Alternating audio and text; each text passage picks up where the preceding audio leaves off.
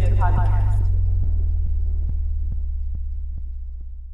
Hello, world, and welcome back to the Fantom podcast. I am Sid. I am Jimmy. We are actually alive. And we are so happy to be here again. Nothing gives us greater joy than talking shit about spooky things and putting it on YouTube. You know, it's a life calling. A hashtag blessed.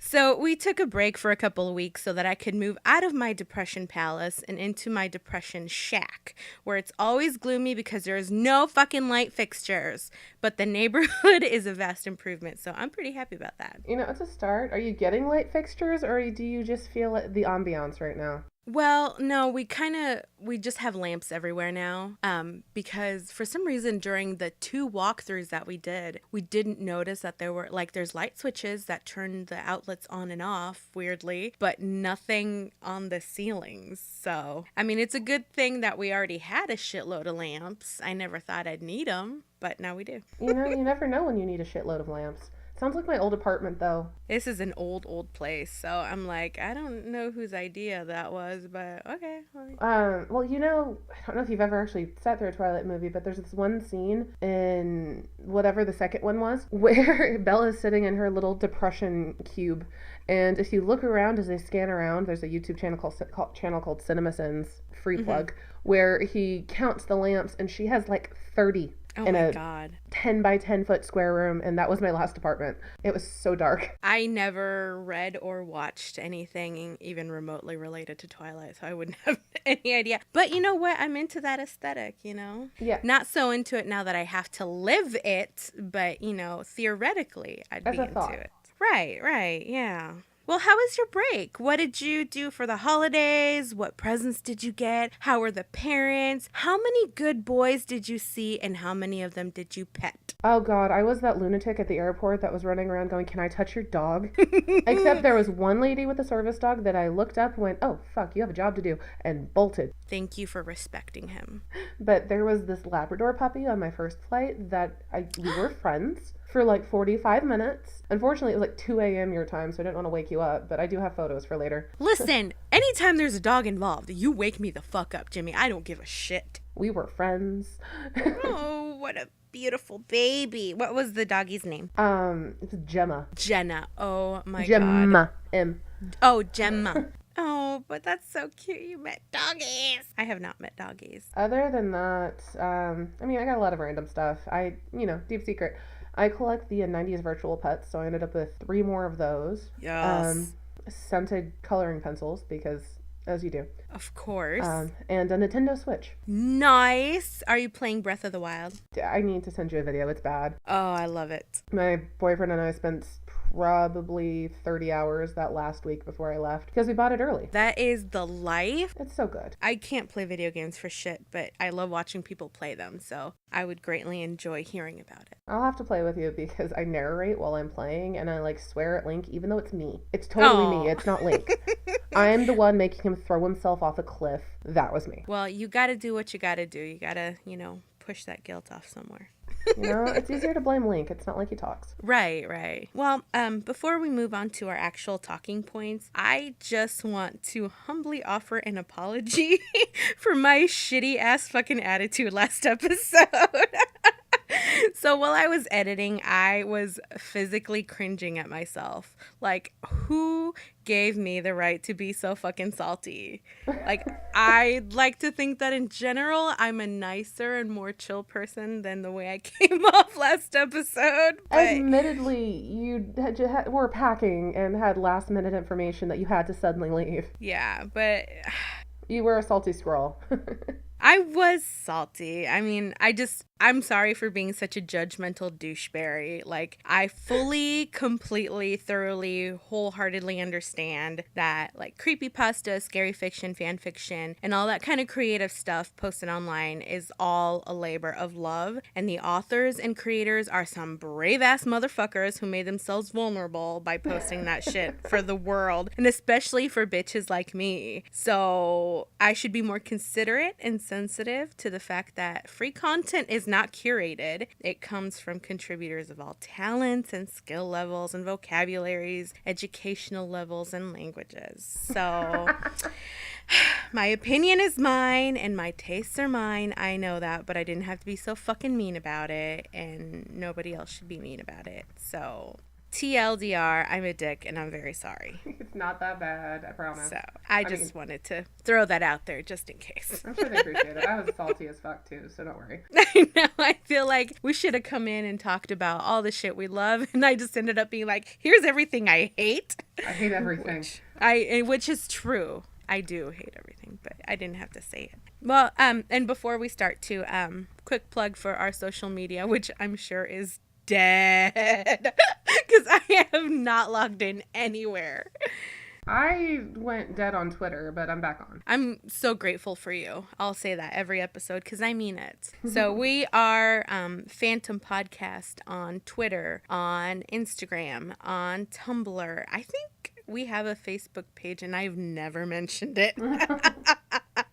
Check us out on social media. We're not there, but I'm glad somebody is. I am periodically there. Thank you. Oh, man. Well, Jim Jam, let's jump right back into it. While we were both busy living our real lives, we did find time to sit down and watch a movie together. And that movie was a 2017 horror film named Temple that is currently available on Netflix. As all the greatest are, and oh god, this had, like, it had moments of brilliance, but it was also an incoherent mess. Like, when did any of this happen? Right. So the film stars a young man who looks like he's the bassist of a Finnish rock band, and then a young woman whose cheekbones could cut glass. It also features a young man named Itoku who needs to come forth and receive the warmth of my loving bosom. I mean, I can't fight that man. Please don't, because I will fight you for fighting that. So, on the top of it, if, you know, you're sensitive to Netflix spoilers about strange movies from about 6 months ago, here's your warning. Yeah, spoiler alert, we're about to ruin the fuck out of this movie if you haven't seen it. And honestly, I would say don't really waste your time other than maybe like the first and last 5 to 10 minutes. And just so you can see this beautiful baby Toku, because Jesus goddamn Christ, thank you for his face. His sweet white framed eyeglasses. Oh, I'm talking about the translator. Oh, God, no, I always got them confused. I'm sorry. No, that's okay. Itoku was flipping fine. Oh, my God. I had to fan myself. You but did. No, the professor was adorable, but just not in the... I didn't want to do him. No, but I had a hardcore Devil Dolls response to this, and I think we both mentioned it on Skype at one point. Like, the first 10 minutes and the last 10 minutes are the best 20 minutes of the movie. Yeah, just about. But even then, it was like, okay. It wasn't quite as suddenly awesome and then really awful as Devil Dolls, but it still was pretty bad. It's true. So the movie opens up in a Japanese examination room of some sort. There's white walls, white floors, white everything. White eyeglasses. White eyeglasses. I'm obsessing, I'm sorry. No, that's funny. I had almost forgotten about this because I know that was like the first thing that you mentioned. I was like, what? So Itoku and an older Japanese man identified as Professor Rio, which I got that off the Wikipedia, but I don't remember them ever saying his name. If they did, we got derailed when we started talking about Itoku. For sure. I mean, who wouldn't? So Itoku and the professor are grilling an unseen figure who seems to be badly mangled and is unresponsive. Itoku is translating between the professor and what turns out to be an American person. Without response, they resort to pulling out, like, was it a tablet or a camera? I think I am like the worst reviewer ever, but I thought it was a camera. Like it was a digital camera. Yeah, so they pull out like a digital camera and start playing footage of some young American travelers. Because, yeah, Homeboy was a creeper. He had, it was a digital camera. It was like a Fujifilm or something. That's what I thought, but then like my memory was betraying me. Yeah. So here is where we get into flashbacks, which is the bulk of the movie. Our cheekbone cutter extraordinaire is Kate. She's a university student who's is doing some sort of project on religion, so of course she's going to Japan. I mean, why not? Right?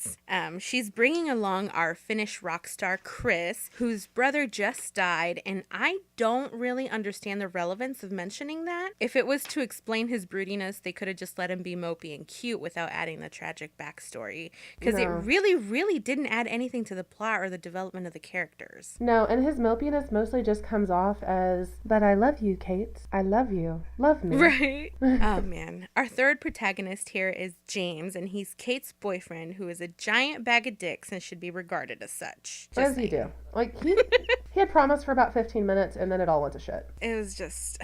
Hot fucking mess. So Kate and Chris have been besties since they were babies and have never been anything more. But then throughout, it's kind of like heavily implied that Chris does want to be more. But then he's also kind of super chill about Kate and James packing on the PDA and James's weird alpha male posturing, because James doesn't believe that Chris and Kate can just be really good friends, and he thinks that Chris pines for Kate. And it's weird because I didn't get a good feel either way. Like, yes, he does, or no, he doesn't. It like comes and goes, and it seems like Chris's main function is to translate, because yes, let's go to Japan and not speak a word of Japanese. And they advertise Chris as someone who speaks a little bit of Japanese, but he's fucking fluent. Oh my god, yeah. When he was like, yeah, he speaks some, I'm like, no, bitch, this person is getting you through this entire trip. But yeah, so the whole like pining thing, I wasn't sure, because on the one hand, I feel like Chris was just really happy for Kate. But then, I mean, there's a scene where James actively starts cheating on Kate in front of Chris. And so it's like, okay, I totally see why you're getting all weird. But then why was he filming them fucking later on? I know, thank you for saying that. What? I was like, hashtag, what is the truth? And like, Kate makes hardcore eye contact through all of it. She knows it's going on. He's got this night vision attachment to his giant ass DSLR. Right. I had no idea what was going on with that scene. Why was that even there? I don't know. Like, why did they do that? It bothers me. It was kind of stuck in as a half-assed attempt at conflict that didn't even really pan out, you know? And it's a 78-minute movie. They didn't have time to waste. Thank you. The dream team is in Japan sightseeing. Chris is herding them around, and they end up in this tiny bookshop. Kate picks up what looks like an old, like, handwritten and hand-illustrated journal. And I think it was it titled Fairy Tales or Folk Tales? I think it was Fairy Tales. I wouldn't quote me on it, though, and I know someone's going to yell at me later. No, I thought it was Fairy Tales, too. So one of the pages that she flips to has a drawing of a temple. And of course, she's smitten and she wants to visit it, even though it looks like a generic fucking drawing of every temple ever. And, like, how does she even know that's nearby? Like, Japan's not, like, it's small, but it's not that small, honey. Right. Like, cheekbones got in the way. I suppose, man. So they try to buy the book, but the shopkeeper woman flips out and she refuses to sell it, and she tells him to get the fuck out because she's closing the shop. And then, because this is a horror movie and they're American, these bitches don't just shrug and move on. They get all pissy about it, and Chris returns later that night and buys the book. Now, here's where I either blinked and missed something, or the movie just decided to do whatever, because I have no idea how the fuck he got back in the shop. No, it blinked and decided to do whatever, because he goes from the shop, somehow he leaves their, like, shitty hotel, where they're all on, like, tatami mats and cameras. And I got the feeling he broke into it, but that's the point where I started to go, oh, this is going to be that fucking movie. And then he goes to, like, a diner bar after he gets the book. Yeah, because while he's in there getting the book, he runs into a little boy named Seita, who says that he works there and agrees to sell him the book. And it's like, who the fuck believes a tiny baby boy with a bowl cut who says, I work at this bookshop in the middle of the fucking night? Like, Chris, where is your moral compass, my good bitch? This child needs an adult. He needs supervision. It's like the kid from The Ring, and not as well done. Like, he's all pasty and 9 years old, maybe, on a good day. He's precious, though. Like, he was an absolute love, but who the fuck looks at a 9-year-old and goes, yes, you're qualified to sell me things. Right, in the middle of the night after I've broken into a bookshop that I got kicked out of earlier. Like, passionately kicked out of. Yeah. When he leaves the bookshop after, like, the world's sketchiest transaction. Like, you know that money went to candy, right? That kid went and bought candy. Oh, for sure. So after the bookshop, like you said, Chris goes to a bar and he starts thumbing through the book in the middle of the bar, which I'm like, honey, okay. And then there's a businessman drinking next to him, and he kind of gives Chris the first opportunity to nope the fuck out. He tells him that the temple is up in the mountain, but it's haunted as fuck, and to leave it the fuck alone. But if he did, we wouldn't be here. Yeah, Chris just can't not with everything. Like, let's film everything. Let's maybe possibly hit on Kate. We don't know. Let's go to Japan for no clear reason. He can't not do something. So then it turns out that the bartender is from a village near the temple. So Chris asks for direction to his village, and our friend the bartender also tells him to stay the fuck away. But of course, that don't happen. Chris has clearly never seen a fucking movie, because if you're in a bar and multiple people know where you're going in the country, you're in the wrong bar. Don't do it. Right, like, it's just, nobody can say it clearer than this unless they put a giant yellow fucking neon sign above their head saying, don't fucking do it. They tried. They tried. So Chris goes back to the hotel room and gives Kate the book, and it's decided that, of course, they will visit the temple, and James is salty as fuck about it, and I really can't blame him on that one. No. Just saying. Like, it's weird. It hurt me to agree with him, but I did. So the next day, they set out to the mountain in a cab, and the ride up is gorgeous. But somehow, James and Kate decide to fucking nap the whole way up, and I raged the entire time. God. Like, are you fucking kidding me? You were so You're in a bad. gorgeous country, surrounded by beautiful scenery, and you decide to nap your way through it. Are you kidding me? People at home who would like to guess what Chris did. You're correct. He filmed Kate. He filmed them the whole way. They were like, oh my God. They were almost fucking in the cab. He had to climb backwards over his seat and part of the cab driver to film them. But he did it because he is our man. So they get up to some village up in the mountains, and the villagers don't want to talk to these stupid ass bitches, which should have been another goddamn clue, but whatever. They get told a story of a man named Hitoshi who went to the temple and came back blind, holding his actual fucking eyeballs in his hands, apparently. And he was claiming to have seen visions, but did they ever specify really what he saw? They never clarified on any point that we had questions. I actually went back and looked at our Skype from this. We never got anything explained. It's just like, I saw some shit, now my eyes are gone. Here, you should take one. Right? Like, we have questions, people, and we need answers, and we got none. Yeah, we got nothing. It was infuriating. Wait till we get through the falling through the hole. We were both raging. Oh, Jesus. We'll get there, though. We'll get to We that. will. So because these stupid ass hoes are stupid ass hoes, they just laugh off the stories and they move on. They find a room at a restaurant or inn or something like that. And then our beautiful Finnish rock star, Chris, runs into Seita, the little boy from the bookshop, which I was like, okay, here's where we know. We all know. We know. We know what's coming. Seita says he lives there, and he says he can take them up to the temple the next day because he's familiar with the way there. And they agree because nobody sees anything weird about this entire fucking situation because they're all morons. And then there's a scene where Chris has sake with a nice innkeeper lady. What the fuck is he doing? And may I just say that woman had fabulous hair. Oh, God. And may the gods bless me with such a luxurious mane in my later years. Glory be. Amen. Just saying. You know, under his eye. So there's, that whole, like, I was like, why are you guys having sake together? It's like the middle of the night. You don't know who these weird bitches are. They are clearly going to go up to the Forbidden Temple, and you don't want to give them, like, it's just bizarre. Like, no one even registered the fact, Chris should have thought about it because he broke into a bookstore and bought a book from a haunted 9-year-old. But maybe it's weird that he just showed up 500 miles away in the mountains. But no. No, nobody thinks. God damn. Chris is filming Kate. Of course. So then he runs into an older dude with no goddamn eyes, and surprise, it's the mythical Hitoshi.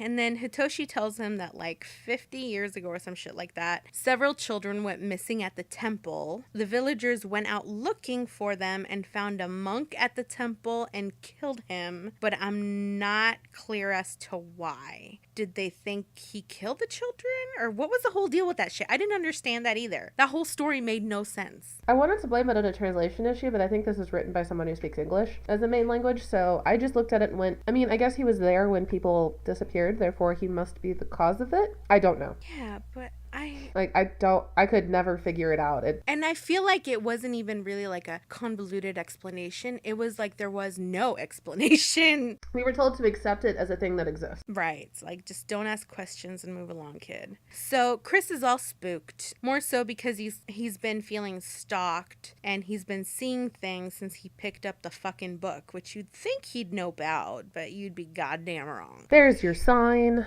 In bright yellow letters. So, then that's the night where he does the weird, like, filming Kate and James when they're fucking, and then he sees, like, a shadow run behind them, and then James realizes that Chris has been watching them, but Kate, weirdly, has nothing to say about it. Kate's like, I'm here for this. It's okay. Right, like, we're gonna sell this on Pornhub, or I don't know. I don't know how you do that. We're making money.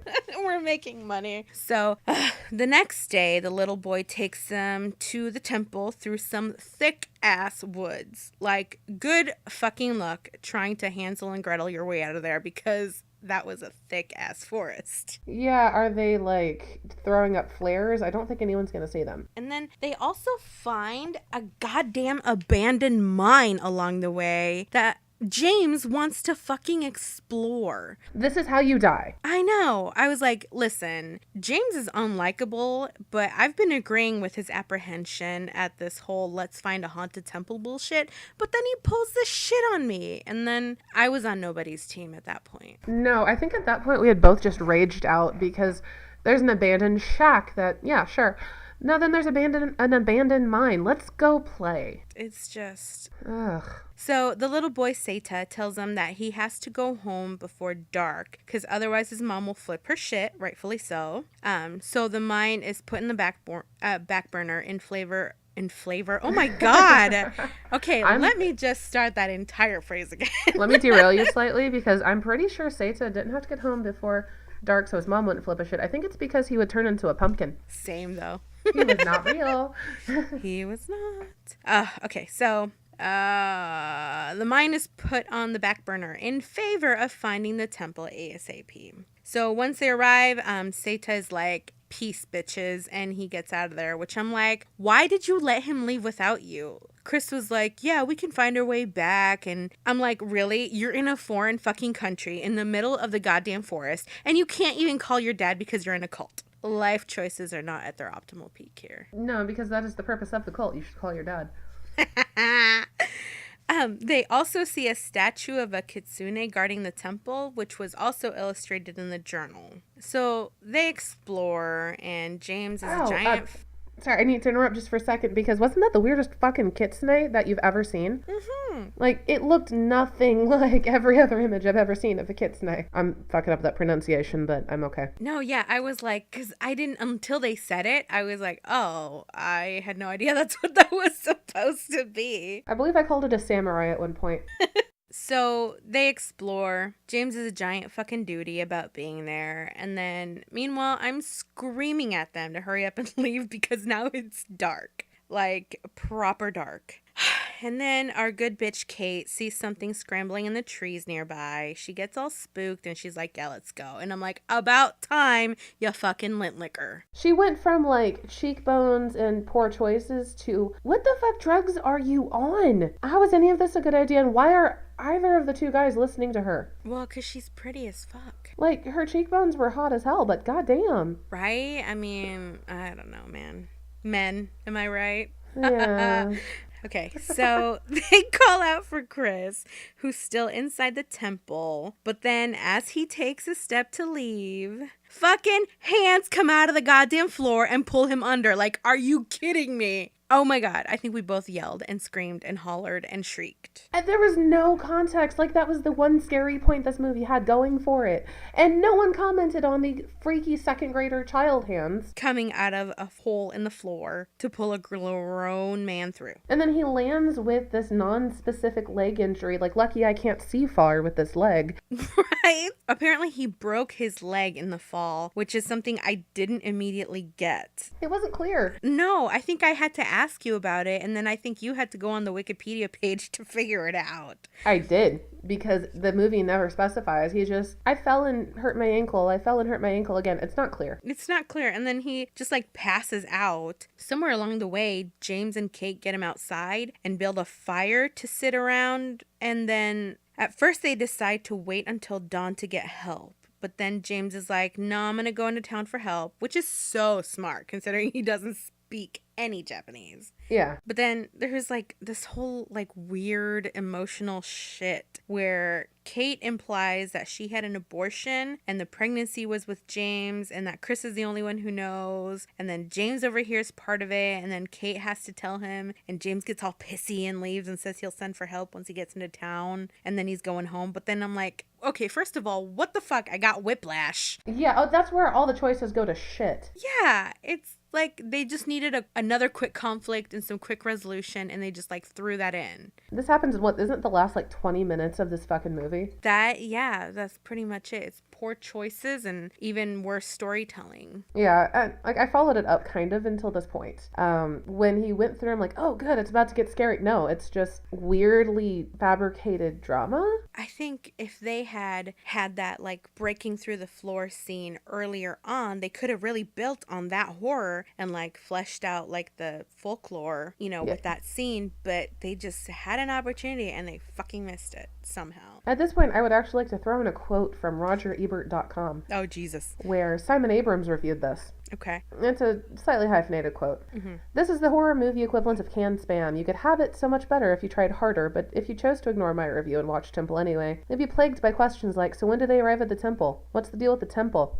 Who are these characters and why are they dead set on meeting their doom at the temple? He's got good questions. He's got the same questions we had. And there is one for you, right here. Mm-hmm. The clerk seems distressed, but not alarmed enough to explain herself. Then, Chris bumps into a creepy 9-year-old when he inexplicably somehow returns to the thrift store he was just abruptly kicked out of. Apparently, Chris has never seen The Grudge, The Ring, or any horror movies for that matter. He hasn't. He is an ignorant slut. It's true. Anyway. So our physically and emotionally broken babies go back inside the temple, and this was so fucking weird. They platonically cuddle while James gets attacked by the kitsune. James is off screaming and they're like, yeah, let's snuggle on the floor next to the hole you just fell in through. Right. It's like, why did you go back inside when you know there's some creepy ass dead children in there, first of all? So Kate hears him scream and decides that the best thing to do is to leave her crippled friend alone in a haunted ass temple in the middle of the Japanese woods and run into the darkness of the trees. At which point I was just like, bye bitch. Somehow she ends up in the mine. I wasn't sure how that whole thing happened. She chased the screaming and then it became the mine. My headcanon here was that all routes led to the mine. And they would have never gotten out of the woods anyway, but I think that was just my desperation trying to make this make more sense. I mean, I suppose. I'm willing to buy into that headcanon, honestly. James is all fucked up like Hitoshi. And she flips her shit and tries to leave, but the mine entrance collapses, and now she's trapped for an eternity with her shitty-ass, eyeless boyfriend who cheated on her with like 10 girls during their first night in the country. Like, wow, what hell. Which I was like, while we were watching, I also didn't get that the mine entrance collapsed. It was just she turned a corner and just there was a wall of rocks, but I didn't understand that was the entrance. It was never, you didn't hear anything. You didn't hear rocks fall. You didn't hear everybody dying. It just turned and rock. Yeah. I thought that she just like lost her way inside the mine. And found a that's cave-in? why, yeah. Or like she just ran into a weird wall in the mine and she was just giving up because she was oxygen. I don't know. I was also trying to come up with shit to make this make sense. Did you reread through our Skype conversation? Because we both gave up at this point. I didn't reread, but I can imagine that, yeah, we both gave up. We both were just like, where's the hot translator? Oh, God, yes. He was really the saving grace of this movie. So this bitch is in the middle of a fucking cave, and something happened apparently. According to the wiki, yeah, it is a cave-in, but let's call it lack of oxygen, or her cheekbones are intruding on her larynx for some reason. Oh, and Chris brings his fucking camera. Anyway, sorry, I'm skipping ahead. Okay, so... Sorry. So she's now trapped in the mine with her shitty boyfriend who has no eyes or anything. And then back at the temple, Chris sees something like circling the temple or rushing at the doors or something like that. I can't remember. Was it the kitsune? I think so. He manages to close the temple door and barricade himself against it just as whatever he's seeing comes rushing at him. And so he prevents it from getting inside. But then, surprise!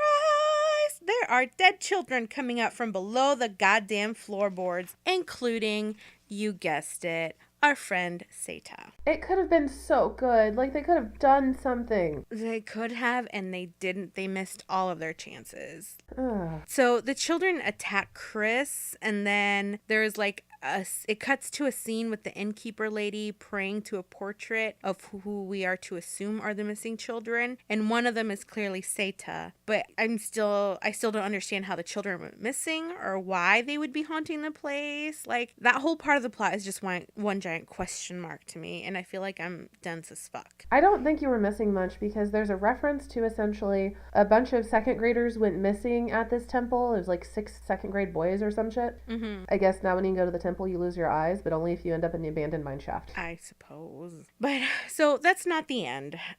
We're about to get to the only part of this that made me sad. I know. Back to present day, it turns out that the poor disfigured fucker in the examination room is Chris, in very bad prosthetics, that made him look like a bad rendition of the photo that accompanies the Russian sleep experiment creepypasta. Oh my god, yeah, I do. You're so right. And then the professor believes that he murdered Kate and James, but it's like, what's the purpose of them doing the interrogation? They don't seem to believe the supernatural element to Chris's story, because of course, Seita doesn't appear in any of the footage that they're seeing since he's a fucking ghost. But it's like, okay, so they tell him at the beginning that he's in a place that's like a hospital. But so why isn't he in a hospital? He's clearly not in a police station. It's clearly Professor Rio. Like, I don't understand the setting. Why Chris is with a random professor and his translator and like 3 nurses. I don't understand any of it, Jimmy. There's no context. From what I was able to gather, they find some film footage that implies Chris killed Kate and James, which, again, I'm having to go back to the wiki and a couple of different reviews to confirm. But that's why his camera's in front of him. Chris can't grab it, but that's why, like, I think it's the interpreter, not the professor, that has the camera in front. Mm-hmm. And because they went through the camera and saw Chris, I guess, coming through and killing them. Oh. It's some shaky cam bullshit. It's when they kept cutting to this weird shaky cam video right before Chris loses his mind. Oh. I didn't get any of that. I had to go back and double check because I was sort of thinking that's what it was, but the wiki is much more clear. Oh, yeah, I didn't get that at all. And like, why would he go crazy and kill them then? Like, was it the ghost influence? But then why would the little kids want him to kill them? Or why wouldn't the kitsune just kill all of them? Why did Seita care? I don't know. Right. Like, why is Chris mangled but not eyeless? Yeah, I don't fucking get it, man. The thing is, there just wasn't much. And it goes downhill because they start denying that Seita's there because he tries to comment on it. And then he, like, loses his shit and Eyeless hulks out. And then this motherfucker kills my baby Itoku. The one shining light in this fucking movie. I was feeling for him until that very fucking moment. Mm-hmm. And then I was like, fuck everybody. Like, my only beacon of light is gone, so fuck everybody in this movie. I hope they all die. Mm-hmm. It's true. I gotta say, though, the blood was pretty decent. It wasn't bad. It wasn't bad. Like the effects, the creepy pasty kids, it wasn't bad. It was A+ for blood, A+ for Itoku, and honestly, visually, the movie was really gorgeous. But it's kind of hard to not have a visually striking movie when you're filming in Japan's countryside. So that was kind of like a freebie, but I felt like the movie was totally aimless. Like they kind of had momentum and it seemed like they took off running and then they fizzled out and then the whole movie is just disjointed and incomplete. I mean, I didn't feel it at the end. I didn't feel anything at the end after Itoku was killed, so...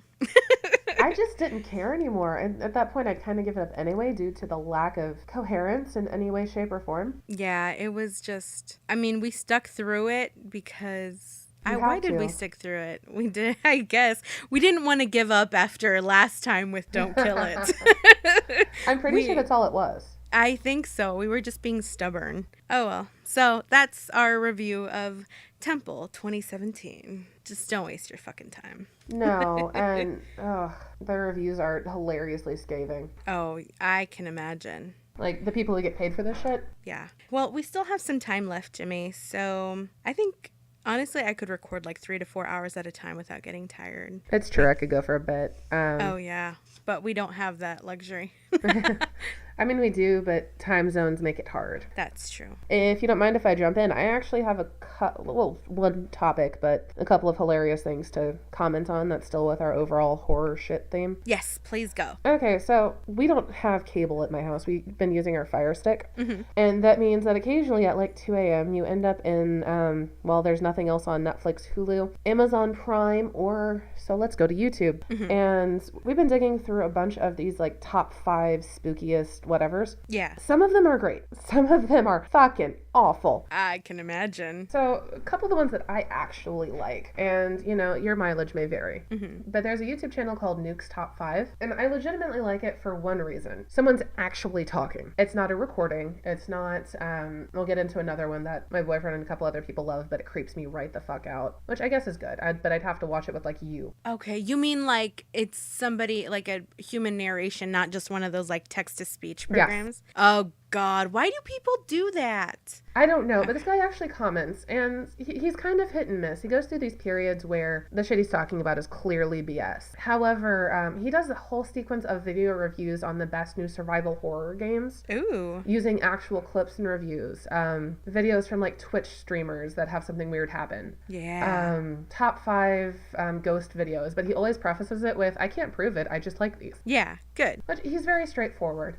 There is one point where he kind of lost me, and it's because your bullshit meter would go off too. You like art, you dig art, you've got this. There's a story online going around called Dear David. Oh. Where supposedly a guy named Adam Ellis is haunted by the ghost of some kid that died. Oh, Adam Ellis, of course it's fake. I know. Of course it's fake. Are you shitting me? No. Okay. I'm not. Sorry, People go think ahead. It's fucking real. And it's one of those, I was just watching along because at the time I lacked some contact. Mm-hmm. But then I look and this motherfucker sets up a camera going, you know what, I'm going to take pictures every 5 seconds and try to catch the ghost. And I would have bought it if it was like 1 picture. Mm-hmm. Maybe 2. Mm-hmm. Not 15. Oh my God. Where it progressively, like, the fake little ghost kid moves around like those shitty 90s. The first time you got a computer that could handle Photoshop, but you didn't figure out how to anti-alias or blur the edges at all, so it just looks like you cut it out and there's a big blank space. Oh God, like MS Paint. It looks like an MS Paint picture hopping across the screen.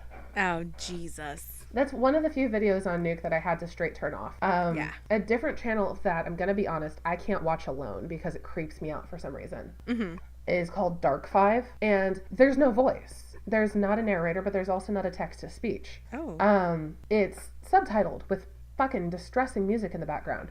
And it's not, it's like ambient music. Mm-mm. It's not like hard rock or anything, but it's just that tone that's unnerving and upsetting. Yeah, no, I would just mute it.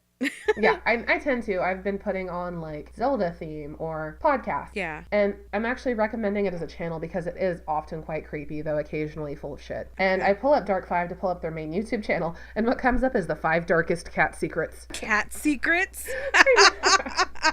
So, take my recommendations with a grain of salt. What even does that mean? I don't fucking know.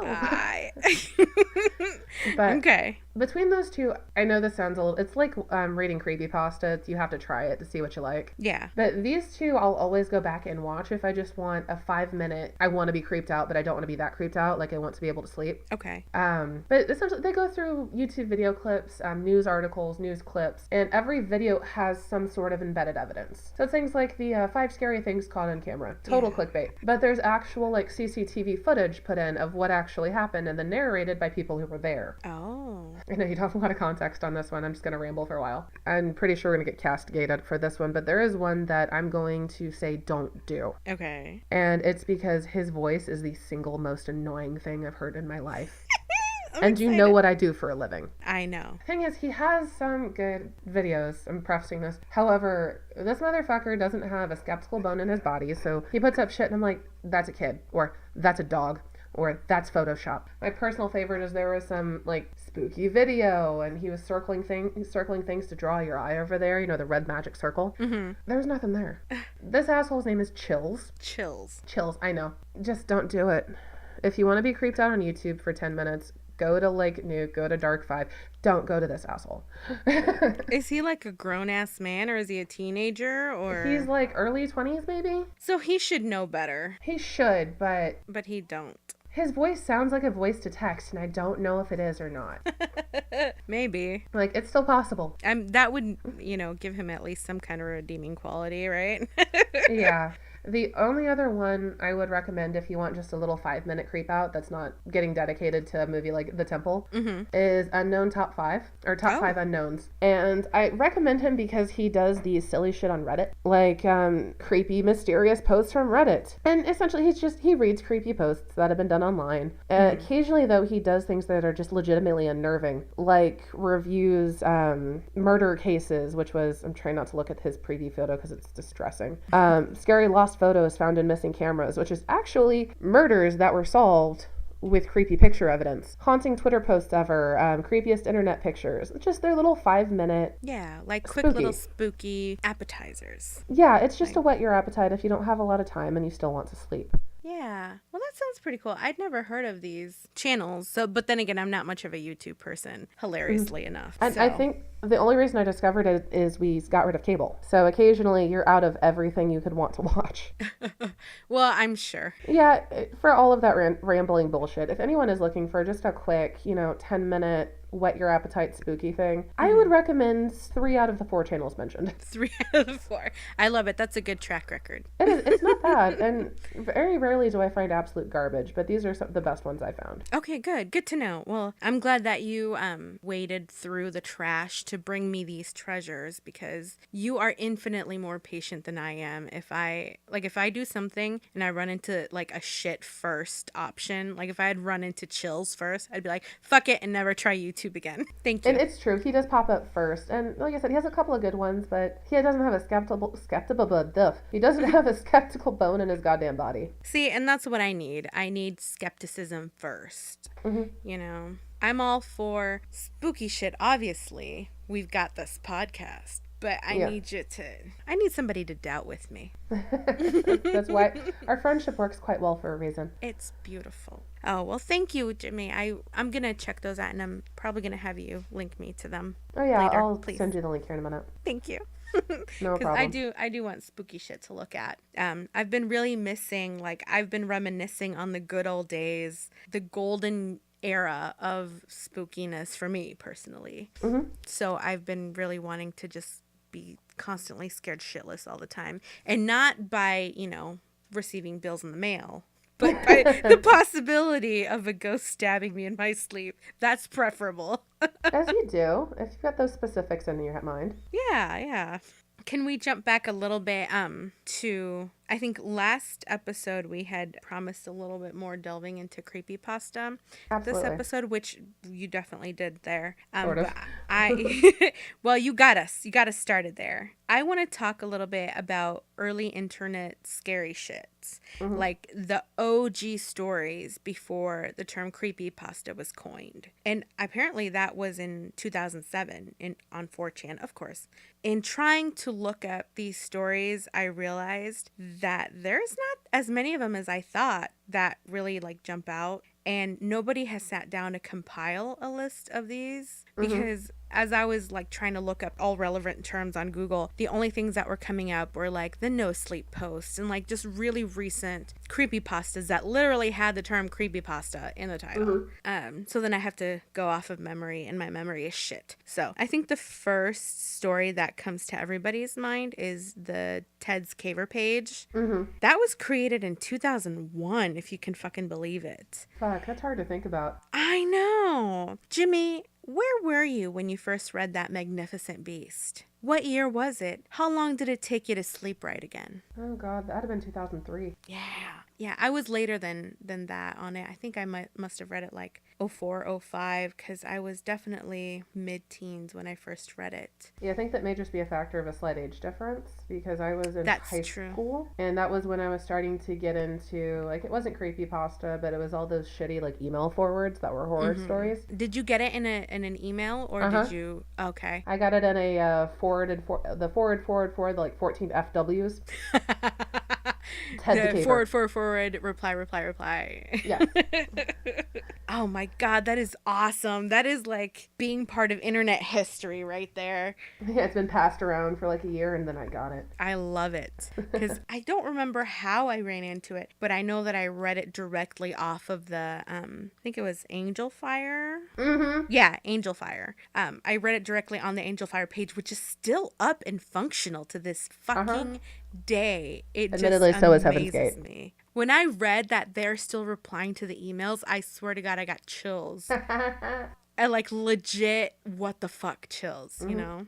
The other one that I thought of was the Dianea house, which was apparently posted in 2000. Yes, posted in 2004. And now the thing that I didn't know until very stupidly, like this week recently, is that was written by a fucking screenwriter. What? And oh, you didn't know that? No. Oh my God, Jimmy, I am sorry to have just crushed your hopes and dreams and ambitions, but welcome to the real fucking world. It was written by a fucking screenwriter. Fuck him. Them. I know. They. I know. Like, apparently he pitched it as a movie idea super early, like in 2006. So Seriously? Just a couple of years after posting it, he pitched it as like a TV show or movie idea or something. And it was supposed to be like developed for TV by like 2008, but it just has been in production hell since then, where it fucking belongs for lying to me like that. Jesus. Fuck. I know. I'm salty. I know. And then I went back and I tried to read it, but then I realized that having it open at work was probably not a good idea. Probably. But I remember it different. Like when I first read it, because when you open it now, it's just like this white page with just the text on it, and you click next and next on the email chain. That's what I remember. Okay, that's not what I remember. And maybe I'm just like glitch in the matrix, or maybe it's just my shitty ass memory. Well, it also could have changed depending. That's true. But I kind of remember it as like some weird blogspot type of format where it was like a tan page with black text. Oh, yeah. I don't like, kind of made to look like antique-y. And then I could have sworn that all parts of it were on the website, but there's a part of it with a girl named Danielle who's babysitting in the house, but that part of it is on LiveJournal. Seriously, I'm pulling it back up because this is weird. Yeah, is the Dianea house playing me? I don't know, but I mean, it's possible. Yeah, this format is the one I know, but there's also a good chance I found it later. Maybe. But I didn't read it when it was first released. Yeah, I feel like I read this one, I'm pretty sure solidly in 2006, because all parts of it were done. And like this was posted between 2004 and 2006. Yeah. And I know all the parts were done, and it was like freshly done, where like I said, I didn't get to reread it again because I'm like, oh, it's a bad idea to open this at work. But I think there was like a cliffhanger that I was like, oh, I better come back and update on it. And then it never happened, maybe. But it was like a cliffhanger that had just been posted. Yeah, because it was like guy sitting on his couch and he's like, oh, there's somebody who keeps walking by my house and there's more of them. And do you remember that? Yes, I do. Yeah. And I remember sitting in my living room reading this at 3 a.m. and being like swear to God, if somebody runs outside my house right now, I'm gonna lose my fucking shit. So thankfully I was nowhere near the front door to check, but Yeah. So those are the two ones that come immediately to mind. And the more I try to think of specific, like big OG stories, I just can't. Nothing comes to mind. I even asked a couple of other friends and I was like, hey, can you send me stories that you remember from the early days of the internet? And everybody was like sending me shit like Ben drowned and this. And I'm like, that was like 2 years ago. Are you fucking with me? Yeah, that was relatively recent. That was super recent. I was so disappointed in them. I'm like, I thought we were spooky friends, you bitches. Yeah. But I'm looking up one that I remember faintly, but not well. What was it about? Oh no, never fucking mind. Oh no. It was relatively recently. No, it was one of the weird Marble Hornets offshoots because I saw Marble Hornets when it was released, like from episode 1, and that's what's in my head. Oh, okay. That's all. I really couldn't find like a comprehensive list of like early internet lore or scary stories. So I think that you and I have a task ahead of us, Jimmy, We need to make do this list. that very thing, because all I can kind of think of is just vague things like, oh, prairie ghosts and like old Angel Fire pages and old, self-made pages with claims of, oh, I saw a ghost and here's a random red circle. But other than Ted Kaver and Diana House, I can't really think of any big names that kind of shaped the internet, but I think we should make it our mission to compile a list. What do you think? I think we need to. I'm totally game. Okay, well, hey, we got something to do. Yay! I don't really have much else for you. I mean, that was our main goal anyway. Yeah, and then I think you talked about next week we wanted to do, what was it? Oh, like a year in review, the best horror stuff we've found this year. Which, I'm going to be honest, probably isn't from this year. We can just do a lifetime review so far. And then, fingers crossed, I'm all for it. But if the podcast goes through the year, then next January we'll do a review of 2018. True best of 2018. We gotta get our shit together and watching new movies. Listen, yes, girl, I have a list. I gotta send you a link of like the 20 best spooky movies that are currently on Netflix. And we haven't seen like half of them. So let's do it. Send me. Yeah, and, I will. If anyone has any suggestions, I'm posting a request on Twitter. Yes, please. Or you can email us too, fantompodcast@gmail.com. Woo! Log in. Thank you everybody for listening, and especially if you waited for us, we really appreciate it. Always, and we hope that you enjoy our screaming and shrieking and complaining. Anyway, thanks for waiting for us, y'all. Yes, and we will see you next week when we'll talk about our year in review.